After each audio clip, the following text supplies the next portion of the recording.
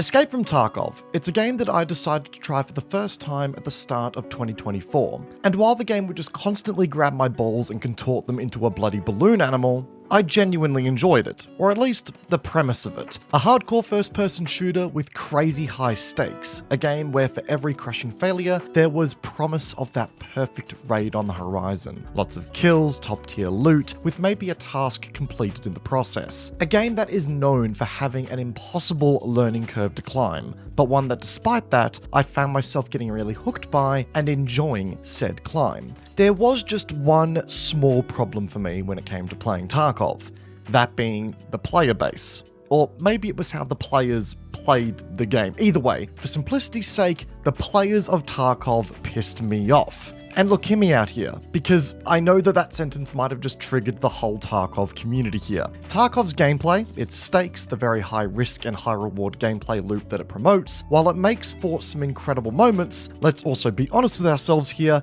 it breeds some of the rattiest gameplay that one can ever encounter in a first-person shooter. You will commonly find players just ratting outside of extracts or popular questing spots. You'll also just find people sitting in random corners you didn't know existed, like a fucking Venus flytrap, hoping to catch something in the raid. You'll also just end up getting one-tapped by that one obscure angle that you just didn't happen to check this time when you cross that road, which tends to leave you with tens of thousands of angles to check simultaneously on Tarkov's incredibly complex maps. All of this can be enough to push a man to thunder punting a small child into the sun. This is of course also excluding the pretty major cheating epidemic that plagues Tarkov. Add on to the fact that there are just some really good players who don't play the game in a ratty way, but have somehow finally manipulated Tarkov's movement mechanics into what I can only imagine is what Raygun wished she was doing at the Olympic Games. The point being, the Tarkov community is one that actively has to play the game in a certain way to find the success that the game demands of you. And unfortunately for me as a new player, that stripped a lot of the fun out of the premise of what Tarkov is meant to be.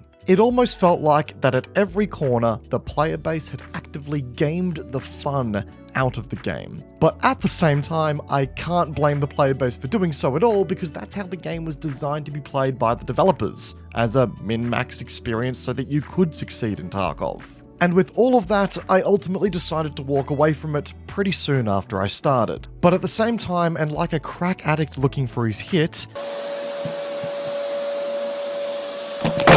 I got that itch for an extraction shooter experience once again. And since my last time playing Tarkov, it had had a number of legally distinct but not quite, according to Nikita, expansions that had launched, which allowed you to play the game in a PvE environment. An environment devoid of other players completely, which meant no more cheaters, no more rats sitting in extract points waiting for you, no more gigasweats performing next level parkour in front of you, just you in Tarkov against its AI, including AI PMCs that were designed to replicate other players. So with my curiosity and my impulse control getting the better of me, I did just about the worst thing I could have possibly done in this situation. I gave Nikita more money.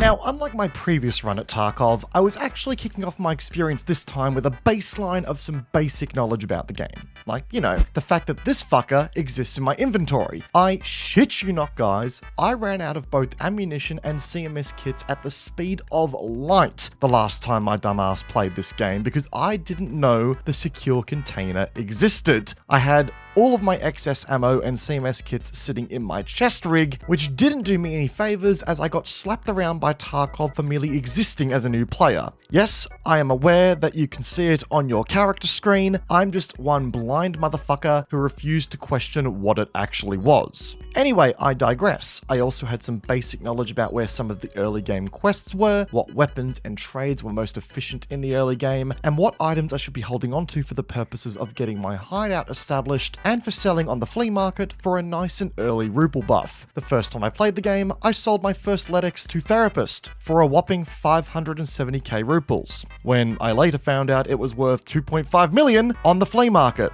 Yeah, we don't talk about that one. Anyway, this time around, my brain really tickled a certain type of way when I managed to get 3 of the 5 starter quests done on Ground Zero in one raid. Don't know if that tells me I've got some closeted mental health things I need to go get checked out, but I'll let you guys be the judge. I was already feeling a little bit more confident than my first run with the game straight off the bat. Was I still playing relatively cautiously? Sure, but I was far more confident out of the gate. But I will be honest with you guys. I got the biggest sense of whiplash with Tarkov PvE by comparison to PvP. And the reason for that is, yes, the threat of death that Tarkov brings forth in its gameplay was still very much present in PvE. Scavs would still get lucky shots that would dome me, the AI PMCs that roamed were not to be fucked with, and the bosses on the maps, some of which I was interacting with for the first time on my return to the game, continued to jump scare me like I was back in Fazbear's Pizzeria. Partisan and the goons in particular made their presence known to me real quick, and let me tell you, they were the sole reason I've had to do so many laundry loads over the last few weeks. But all of that aside, this time around I felt like I was able to progress through Tarkov. Like the playing field was slightly more even, and I wasn't having to deal with the sweaty, maidenless gigachads who only know what grass is because it's rendered in Tarkov. I felt like I would be able to play the aggressor or enter firefights more often and actually have a fighting chance. And let me tell you, that made Tarkov a much, much more enjoyable experience. Progression-wise, sure, I was able to complete tasks, unlock higher level traders, upgrade my hideout, basically all the stuff that I wasn't able to do on my first playthrough because I could never really get that momentum going, if you will. And that sense of being able to progress was nice as well. I want to touch more on that shortly here. But I think what made this time around feel like such a sense of whiplash by comparison to the last time that I played was that I was actually able to enjoy the moment-to-moment first-person shooter side of Tarkov. Able to enjoy the firefights, the exciting element of the gameplay, while feeling semi-confident in knowing that I actually stood a chance to score some wins. You know, in the PvP space, the uncertainty of other players, how they played, and the cost of every death meant that I was playing like, and there's no other way to put it, a little bitch. Walking around everywhere to minimize audio and check every angle, even though the possibility of threat was low. I was scared of my own shadow at times. I was jumping every time I walked through a bush, thinking someone or something was sneaking up on me. The pace of the game, which is already toned right down by design, was slowed even more by my inability to confidently enjoy the first-person shooter element of the game because of how the PvP side of the game operated. I was too scared to actually get into firefights because of gear fear and because I felt like I was already at such a disadvantage already on top of how brutal Tarkov is. But with the PvE side of things, it felt like the pace of the game picked up by the virtue of me being able to more confidently and aggressively engage in firefights and play the game like, well, a first-person shooter. Ain't that a shocker? The stakes were still there, and one wrong step would still send me to Jesus with same-day delivery, but yeah, being able to more confidently get into firefights and enjoy that moment-to-moment gameplay of Tarkov, beyond just, you know, sifting through endless loot containers, Tarkov became fun for me again, at least in the PvE environment. And on top of that, the PvE environment gave me the opportunity to learn the game at a slightly more relaxed pace. You know, I was able to learn quests, loot spawns, boss spawns, weapon and ammo behaviors, all that stuff, which means that when the PvE side of the game gets boring for me, I'll be able to take that game knowledge to the PvP environment and actually feel just that little bit more confident and just maybe engage in more of that PvP side of things as the aggressor like I should be doing in Tarkov. And that's something that I actually want to touch on here as well briefly. Yes, playing in an environment devoid of creatures that need to cheat to feel neuron activation in a video game is fantastic, but I will also admit that the quintessential Tarkov experience and the highs and lows that you can experience through it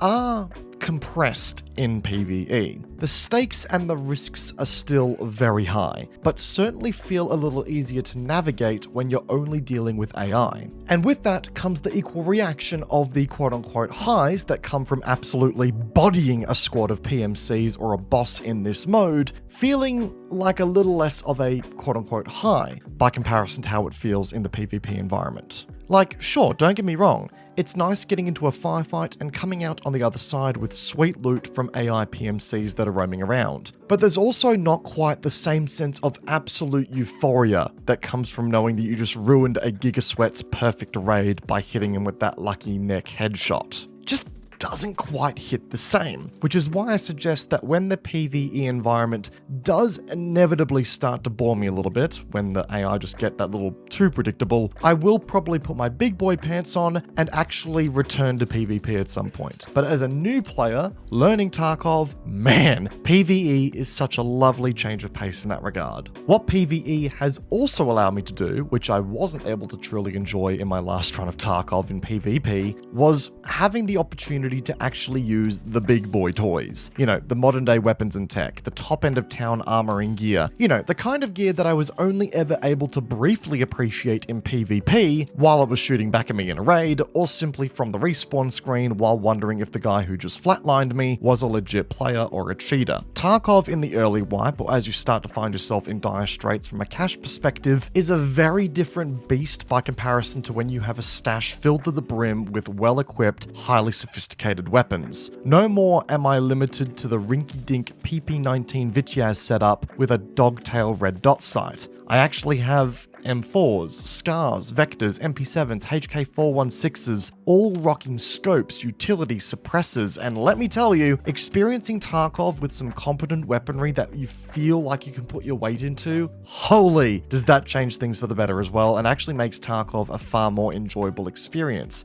in my opinion. So, did I take the coward's way out to enjoying Tarkov? Most likely. I'm very well aware that a lot of people are going to hear the basis for this video and simply type skill issue in the comment section, to which they're 100% right. It's a skill issue on my part which I failed to navigate, and that's why I inevitably found myself going away from the Tarkov experience. But with PvE coming out, and with it being something that isn't locked behind a $250 version for a beta of a game, yes, I did wonder if Tarkov would become a more enjoyable experience for me off the back of that. And what do you know it has. I actually find Tarkov's gameplay loop, or the premise of it, to be one of the most interesting gameplay loops from a first-person shooter perspective. The stakes that it carries and the ways that raids can play out actually produces, in my opinion, some of the most emergent storytelling that we can see from first-person shooter games, because, well, every raid is going to turn out different, and, you know, there could just be one thing that goes slightly wrong that completely changes the complexity of said raid, and that really interests me as a player. But when you're just a little tactical Timmy that has no idea what he's doing versus 5,000 hour Gigasweat that, again, hasn't seen grass outside of a 3D rendering, yeah, there's going to be a problem there. So skill issue be damned, I found a way to enjoy Tarkov again. And if you're somebody who can relate to this video and my story in relation to, you know, how I experienced Tarkov for the first time versus how I'm enjoying it now, then yeah, I actually recommend maybe giving the game another go with a PvE environment, whether it be through buying the official experience that's done up by BSG, or through one of the many mod packages that you can find out there as well. With all that said, I hope you guys enjoyed today's video. If you did, be sure to backhand the like button, it goes a long way to supporting the channel, and if you enjoyed my content and you're new here, well, consider subscribing. I take no responsibility for any mental damage that comes after the fact. But until next time guys, peace out, and I'll see you then. Have a good one.